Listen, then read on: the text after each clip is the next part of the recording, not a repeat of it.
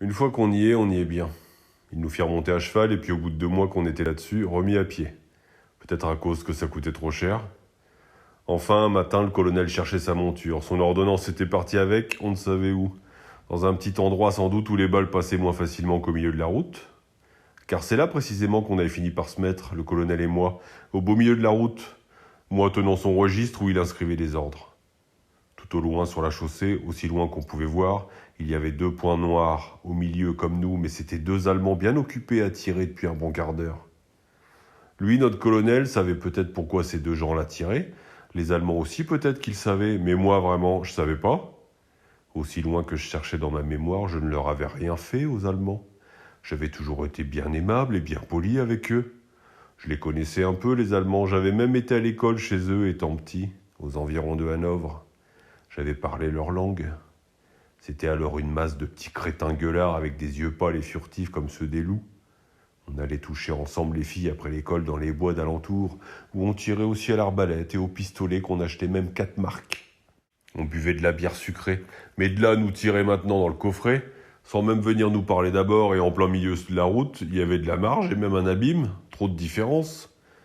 La guerre, en somme, c'était tout ce qu'on ne comprenait pas. Ça ne pouvait pas continuer. Il s'était donc passé dans ces gens-là quelque chose d'extraordinaire, que je ne ressentais moi pas du tout. J'avais pas dû m'en apercevoir. Mes sentiments toujours n'avaient pas changé à leur égard. J'avais comme envie malgré tout d'essayer de comprendre leur brutalité. Mais plus encore, j'avais envie de m'en aller, et énormément, absolument, tellement tout cela m'apparaissait soudain comme l'effet d'une formidable erreur. Dans une histoire pareille, il n'y a rien à faire, il n'y a qu'à foutre le camp que je me disais après tout. Au-dessus de nos têtes, à 2 millimètres, à 1 millimètre peut-être des tempes, venez vibrer l'un derrière l'autre ces longs fils d'acier tentants que tracent les balles qui veulent vous tuer dans l'air chaud d'été. Jamais je ne m'étais senti aussi inutile parmi toutes ces balles et les lumières de ce soleil. Une immense, une universelle moquerie. Je n'avais que 20 ans d'âge à ce moment-là. Ferme déserte au loin, des églises vides et ouvertes, comme si les paysans étaient partis de ces hameaux pour la journée, tous, pour une fête à l'autre bout du canton, et qu'ils nous eussent laissé en confiance tout ce qu'ils possédaient.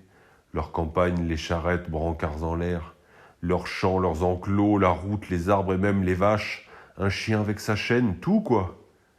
Pour qu'on se trouve bien tranquille à faire ce qu'on voudrait pendant leur absence. Ça avait l'air gentil de leur part, tout de même s'ils n'étaient pas ailleurs, que je me disais. S'il y avait encore eu du monde par ici, on ne se serait sûrement pas conduit de cette ignoble façon, aussi mal, on n'aurait pas osé devant eux. Mais il n'y avait plus personne pour nous surveiller, plus que nous, comme des mariés qui font des cochonneries quand tout le monde est parti. Je me pensais aussi, derrière un arbre, que j'aurais bien voulu le voir ici, moi, le déroulette dont on m'avait tant parlé, m'expliquer comment qu'il faisait, lui, quand il prenait une balle en plein bidon. Ces Allemands, accroupis sur la route, têtus et tirailleurs, tiraient mal, mais ils semblaient avoir des balles à en revendre, des pleins magasins sans doute. La guerre, décidément, n'était pas terminée.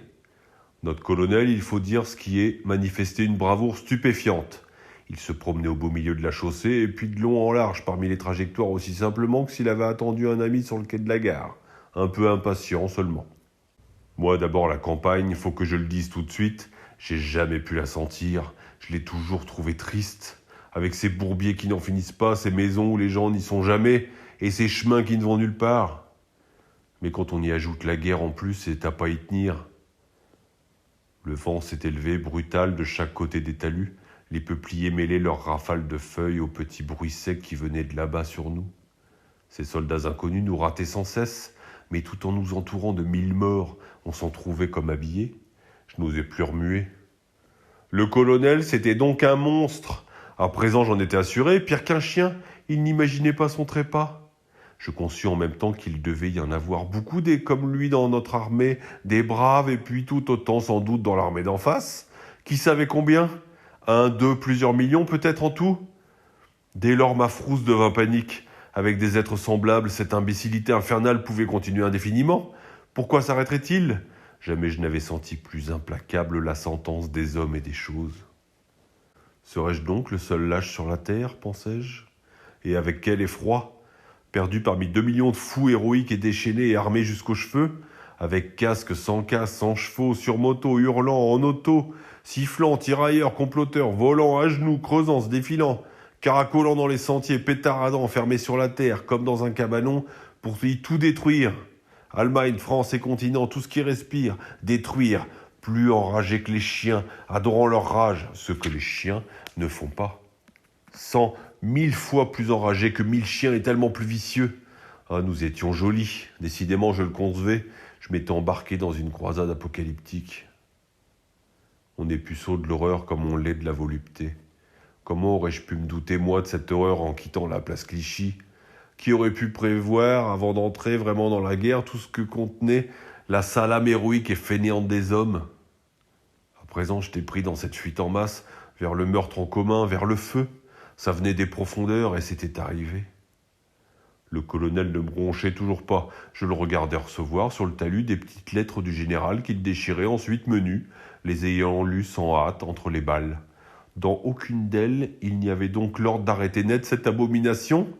On ne lui disait donc pas d'en haut qu'il y avait méprise, abominable erreur, mal donne, qu'on s'était trompé, que c'était des manœuvres pour rire qu'on avait voulu faire et pas des assassinats. Mais non, continuez, colonel, vous êtes dans la bonne voie. Voilà sans doute ce que lui écrivait le général des entrailles de la division, notre chef à tous, dont il recevait une enveloppe chaque 5 minutes, par un agent de la liaison que la peur rendait chaque fois un peu plus vert et foireux. J'en aurais fait mon frère peureux de ce garçon-là, mais on n'avait pas le temps de fraterniser non plus. Donc pas d'erreur, ce qu'on faisait à se tirer dessus comme ça, sans même se voir, n'était pas défendu. Cela faisait partie des choses qu'on peut faire sans mériter une bonne engueulade. C'était même reconnu, encouragé sans doute par les gens sérieux, comme le tirage au sort, les fiançailles, la chasse à courre, rien à dire. Je venais de découvrir d'un coup la guerre tout entière, j'étais dépucelé. Faut être à peu près seul devant elle, comme je l'étais à ce moment-là, pour bien la voir, la vache, en face et de profil. On venait d'allumer la guerre entre nous et ceux d'en face, et à présent ça brûlait, comme le courant entre les deux charbons dans la lampe à arc. Et il n'était pas prêt de s'éteindre le charbon, on y passerait tous, le colonel comme les autres, tout mariole qu'il semblait être, et sa carne ne ferait pas plus de rôti que la mienne, quand le courant d'en face lui passerait entre les deux épaules. Il y a bien des façons d'être condamné à mort. Ah, combien n'aurais-je pas donné à ce moment-là pour être en prison au lieu d'être ici, moi crétin, pour avoir, par exemple, quand c'était si facile, prévoyant, volé quelque chose quelque part, quand il en était temps encore. On ne pense à rien. De la prison, on en sort vivant, pas de la guerre. Tout le reste, c'est des mots. Si seulement j'avais encore eu le temps. Mais je ne l'avais plus, il n'y avait plus rien à voler. Comme il ferait bon dans une petite prison pépère, que je me disais où les balles ne passent pas, ne passent jamais. J'en connaissais une toute prête au soleil, au chaud, dans un rêve, celle de Saint-Germain précisément, si proche de la forêt, je la connaissais bien. Je passais souvent par là autrefois. Comme on change. J'étais un enfant alors, elle me faisait peur la prison. C'est que je ne connaissais pas encore les hommes. Je ne croirai plus jamais à ce qu'ils disent, à ce qu'ils pensent. C'est des hommes et d'eux seulement qu'il faut avoir peur, toujours. Combien de temps faudrait-il qu'ils durent leur délire pour qu'ils s'arrêtent épuisés enfin ces monstres? Combien de temps un accès comme celui-ci peut-il bien durer? Des mois, des années? Combien? Peut-être jusqu'à la mort de tout le monde, de tous les fous, jusqu'au dernier? Et puisque les événements prenaient ce tour désespéré, je me décidais à risquer le tout pour le tout, à tenter la dernière démarche, la suprême, essayer moi tout seul d'arrêter la guerre, au moins dans ce coin-là où j'étais.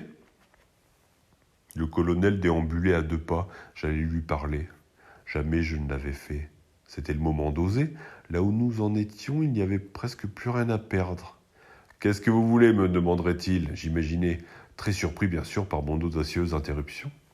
Je lui expliquerai alors les choses telles que je les concevais. On verrait ce qu'il en pensait, lui. Le tout, c'est qu'on s'explique dans la vie. À 2, on y arrive mieux que tout seul. J'allais faire cette démarche décisive quand, à l'instant même, arriva vers nous, au pas de gymnastique, fourbu, dégingandé, un cavalier à pied, comme on disait alors, avec son casque renversé à la main, comme Bélisaire, et puis tremblant et bien souillé de boue, le visage plus verdâtre encore que celui de l'autre agent de liaison. Il bredouillait, semblait éprouver comme un mal inouï, ce cavalier, à sortir d'un tombeau et qu'il en avait tout mal au cœur. Il n'aimait donc pas les balles, ce fantôme, lui non plus? Les prévoyait-il comme moi? « Qu'est-ce que c'est » l'arrêta net le colonel, brutal, dérangé, en jetant dessus ce revenant une espèce de regard en acier. De le voir ainsi, cet ignoble cavalier dans une tenue aussi peu réglementaire et tout foirant d'émotion, ça le courrouçait fort, notre colonel. Il n'aimait pas cela du tout, la peur, c'était évident. Et puis ce casque à la main, surtout comme un chapeau melon, achevait de faire joliment mal dans notre régiment d'attaque, un régiment qui s'est lancé dans la guerre. Il avait l'air de la saluer, lui, ce cavalier à pied, la guerre, en entrant. Sous ce regard d'opprobre, le messager vacillant se remit au garde à vous, les petits doigts sur la couture du pantalon comme il se doit dans ces cas-là. Il oscillait ainsi, raidi, sur le talus, la transpiration lui coulant le long de la jugulaire, et ses mâchoires tremblaient si fort qu'il en poussait des petits cris avortés, tel un petit chien qui rêve. On ne pouvait démêler s'il voulait nous parler ou bien s'il pleurait. Nos Allemands accroupis au fin bout de la route venaient justement de changer d'instrument. C'est à la mitrailleuse qu'ils poursuivaient à présent leur sottise. Ils en craquaient comme de gros paquets d'allumettes et tout autour de nous venaient voler des essaims de balles rageuses, pointilleuses comme des guêpes. L'homme arriva tout de même à sortir de sa bouche quelque chose d'articulé. « Le maréchal des logis Barousse vient d'être tué, mon colonel !» qu'il dit tout d'un trait. « Et alors ?»« Il a été tué en allant chercher le fourgon à pain sur la route des Étrappes, mon colonel. »« Et alors ?»« Il a été éclaté par un obus. »« Et alors, nom de Dieu ?»« Et voilà, mon colonel. »« C'est tout ?»« Oui, c'est tout, mon colonel. »« Et le pain ?» demanda le colonel. Ce fut la fin de ce dialogue parce que je me souviens bien qu'il a eu le temps de dire tout juste « et le pain ». Et puis ce fut tout. Après ça, rien que du feu et puis du bruit avec. Mais alors un de ces bruits comme on ne croirait jamais qu'il en existe. On en a eu tellement plein les yeux, les oreilles, le nez, la bouche tout de suite du bruit que je croyais bien que c'était fini, que j'étais devenu du feu et du bruit moi-même.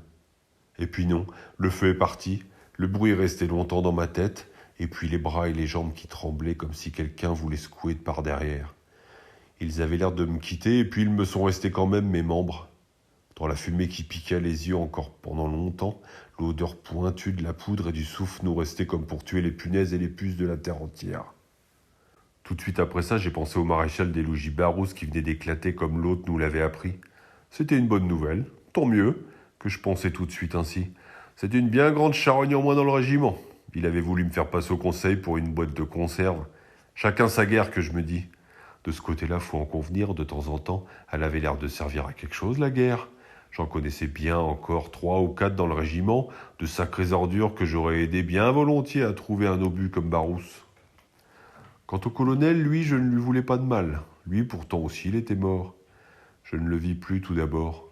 C'est qu'il avait été déporté sur le talus, allongé sur le flanc par l'explosion et projeté jusque dans les bras du cavalier à pied, le messager, fini lui aussi. Ils s'embrassaient tous les deux pour le moment et pour toujours. Mais le cavalier n'avait plus sa tête, rien qu'une ouverture au-dessus du cou, avec du sang dedans qui mijotait en gloulou comme de la confiture dans la marmite. Le colonel avait son ventre ouvert, il en faisait une sale grimace. Ça avait dû lui faire du mal ce coup-là au moment où c'était arrivé. Tant pis pour lui. S'il était parti dès les premières balles, ça ne lui serait pas arrivé. Toutes ces viandes saignaient énormément ensemble. Des obus éclataient encore à la droite et à la gauche de la scène. J'ai quitté ces lieux sans insister, joliment heureux d'avoir un aussi beau prétexte pour foutre le camp. J'en chantonnais même un brin en titubant, comme quand on a fini une bonne partie de canotage et qu'on a les jambes un peu drôles. Un seul obus, c'est vite arrangé les affaires tout de même avec un seul obus, que je me disais. Ah, dis donc, que je me répétais tout le temps. Ah, dis donc. Il n'y avait plus personne au bout de la route. Les Allemands étaient partis. Cependant, j'avais appris très vite ce coup-là à ne plus marcher désormais que dans le profil des arbres. J'avais hâte d'arriver au campement pour savoir s'il y en avait d'autres au régiment qui avaient été tués hors connaissance. Il doit y avoir des bons trucs aussi, que je me disais encore, pour se faire prisonnier. Ça et là, des morceaux de fumée âcre s'accrochaient aux mottes. Ils sont peut-être tous morts à l'heure actuelle, que je me demandais. Puisqu'ils ne veulent rien comprendre à rien, c'est ça qui serait avantageux et pratique, qu'ils soient tous tués très vite. Comme ça, on en finirait tout de suite. On rentrerait chez soi, on repasserait peut-être place Clichy. En triomphe, 1 ou 2 seulement qui survivraient. Dans mon désir. Des gars gentils bien balancés derrière le général, tous les autres seraient morts comme le colon, comme Barousse, comme Vanaille, une autre vache, etc. On nous couvrirait de décorations, de fleurs, on passerait sous l'arc de triomphe. On entrerait au restaurant, vous servirait sans payer, on paierait plus rien, jamais plus de la vie. On est les héros, qu'on dirait au moment de la note, des défenseurs de la patrie, et ça suffirait. On paierait avec des petits drapeaux français. La caissière refuserait même de l'argent des héros et même elle vous en donnerait avec des baisers quand on passerait devant sa caisse. Ça vaudrait la peine de vivre.